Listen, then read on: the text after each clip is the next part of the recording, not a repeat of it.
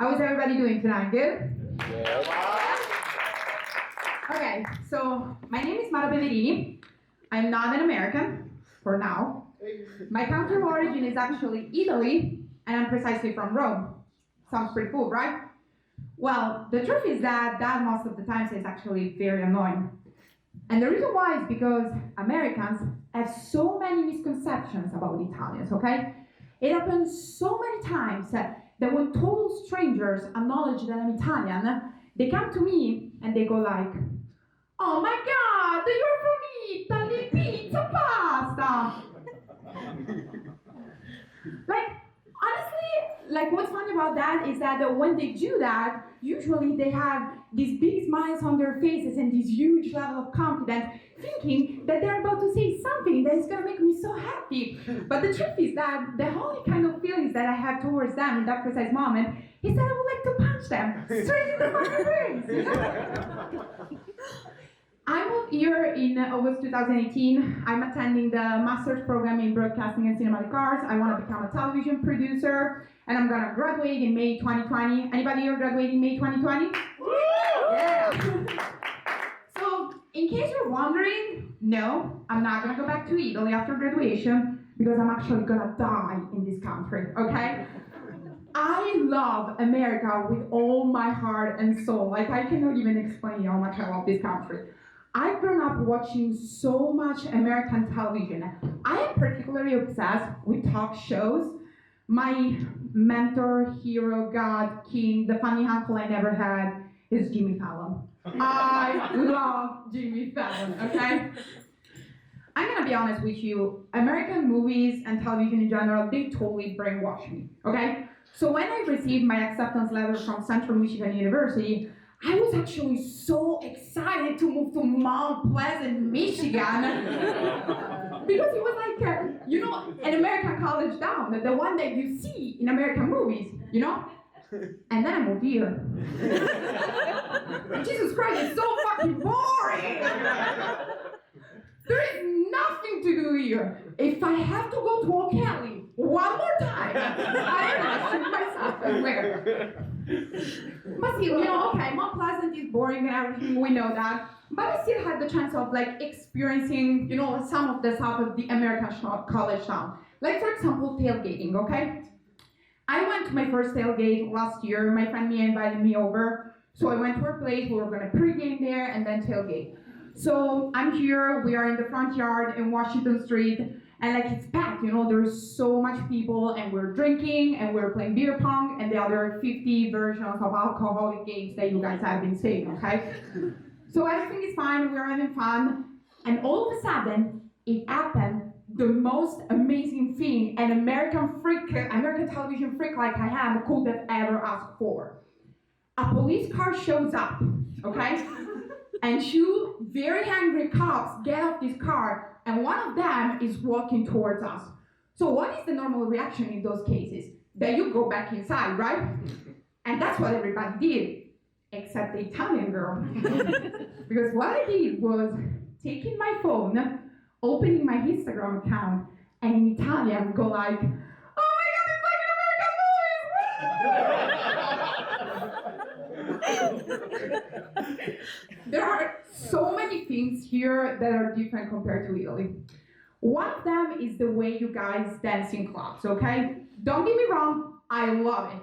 I think it's a way more spontaneous and casual way of dancing, like a way funny way of dancing, okay? Compared to, honestly, the very snobby way of dancing that we have in Italy, you know, like you go to an Italian club and there are all these Italian chicks and they're holding their cosmopolitan and be like, what the fuck are you, Gigi Hadid? Like, you know, chill down, honestly.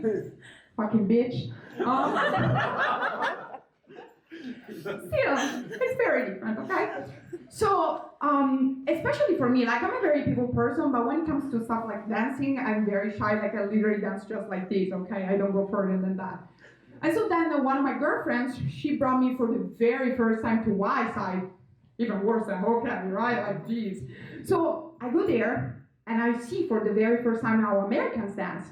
And I see all this bending and twerking. I thought that was just a Miley Cyrus thing, okay? And so I'm on the dance floor, and of course I'm dancing like that. And you know, like, My friend, she had a little bit of alcohol, but she was drunk as fuck. And so like all of a sudden she starts to go like, woo, we're having such a great time. Come on, Mara, shake your fat ass. Do I shake my what? I had so many interesting experiences since I got here. One of them has definitely been dating American guys, okay? So, I thought that dating Italian guys was awful because I had so many bad experiences, you know, that when I got here and I love this country, I'm like, I'm gonna love dating American guys. Nope. It's actually going worse. It's reaching a point that I'm starting to think that I might be the problem. Italians and Americans are very different, okay? So let's talk, for example, about texting. So whenever an Italian guy texts you, he does that with a purpose, okay? So he's gonna text you, and then after a while, he's gonna ask you out. Either if he just wants to sleep with you, or he wants to bring you out, like get to know you better, whatever, he's gonna ask you out, right? I noticed instead here that American guys have this tendency of texting you for 2 weeks in a row in a very obsessive and stalky way, like literally all day, every day, you know?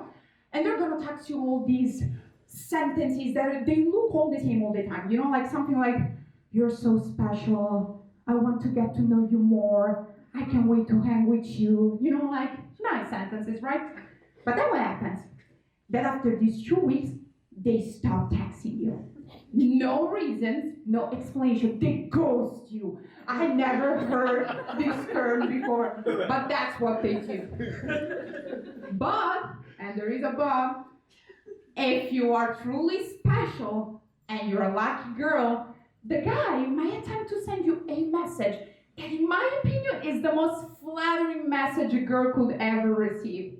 That is, come over, babe.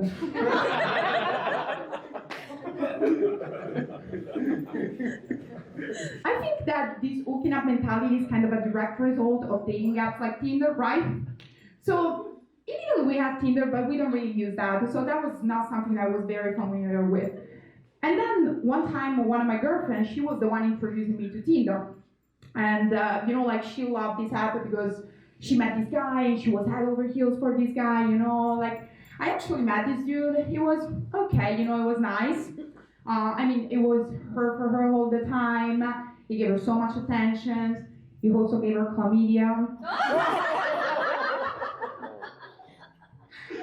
Girl, be always careful when you swipe right, okay? Especially if it's Michael from Ann Arbor, Michigan, okay? One time, I was talking to this guy. He was actually very cute, you know, and we were having nice conversations and everything. So one day he asked me out, and I said yes. And during one of our conversations, it turns out that the guy is 6 foot tall, and I'm 5'8". So while I'm getting ready, I decided to go for a little bit of heels, you know, because I was still going to be shorter than him. And then I go to the date. When you know that you're about to meet somebody that says they're 6 foot tall, you expect to look at the person from up here, right? But then we met, and I was looking down here. And I'm like, you're 6 according to what metric system? Like, I understand that it might be considered like something very superficial for somebody. I'm gonna be honest, for me, that's a deal breaker. Like, I like those guys, that's it. But why lying on that? Are you really think that I'm not gonna notice when we meet that you're actually 3 inches shorter than I am? But that was not even the worst part of the date, okay? The worst part was actually the way it was dressed. So I'm going there, you know, like I'm wearing these little bit of heels at the point at which I was not wearing. I have a cute dress, cute hairstyle and everything, okay? The guy instead is wearing a sweatshirt, so far so good, a baseball cap, and a long, massive gold chain. I'm like, who the fuck are you, JC? Like, are you gonna start some freestyle rap in the middle of the restaurant? And then we go inside. And after 10 minutes, the guy decides that he's a little warm, you know, so he takes off the sweatshirt. Now, I'm not saying that I was hoping like for a tuxedo under that sweatshirt, but at least a t-shirt, you know? No, he's wearing a tank top. tank top. And in that precise moment, the guy switched from looking like JC to look like the perfect drug dealer.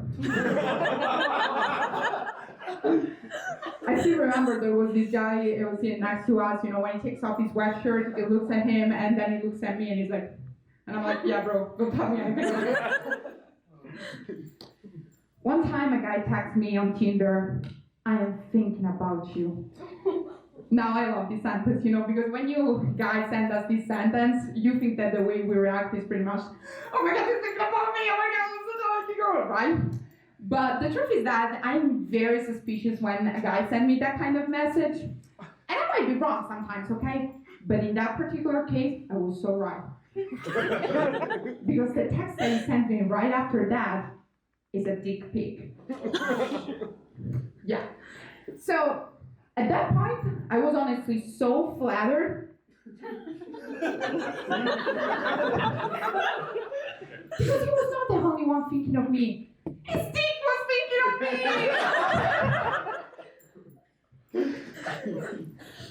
Now, I don't mean to offend anybody here, okay? But here's what I think about dick pics. Unless you're not Shaquille O'Neal, please, don't send us a dick pic. We don't know what to do with that, okay? I found myself opening this picture, zooming on it in order to make it bigger. Other times, they send you some message. One time I received this abbreviation, okay? That was DTF. Now, I'm an international, okay? I have knowledge about the English language, but sometimes I might miss something, right? And from my very naive perspective, that was a nice abbreviation, something like, by the way, shake my hand. No. In case you don't know what that means, I'm not gonna say it because I'm a very classy person. My mom taught me well, and I don't want to throw myself under the bus and make you guys feel uncomfortable. It's down to fuck. FYI, that's a nice abbreviation, right? Because of Tinder, I honestly have so many dick pics on my phone right now that at this point, I could make my own calendar. Like you guys go to the store, and you buy, I don't know, dogs calendars, Ariana Grande calendars. I have a dick pic calendar. It's pretty cool though, different moms, different dicks, different shapes. Anyway, I'm kidding, I swear, I'm not. Anyway,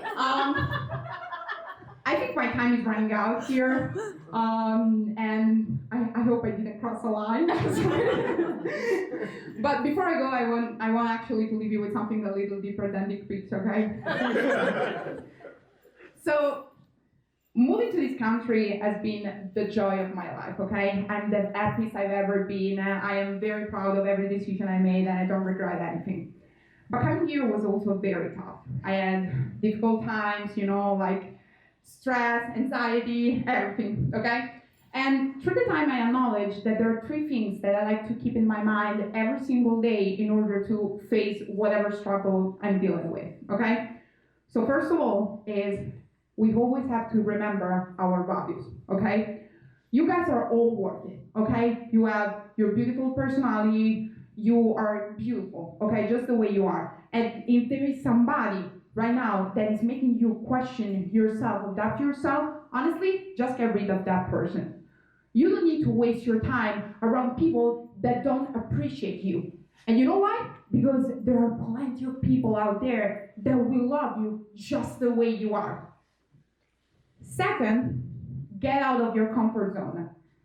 I know that it might be scary sometimes, but if there is something that you want to do, like taking that job that is kind of risky or moving to the other side of the country, leave your friends and your family behind, but you want to do that, just do that. Take the courage and do that. Because everything else, you can do that in every other moment of your life. But the decisions that you're going to make in your 20s, those are going to affect the rest of your life.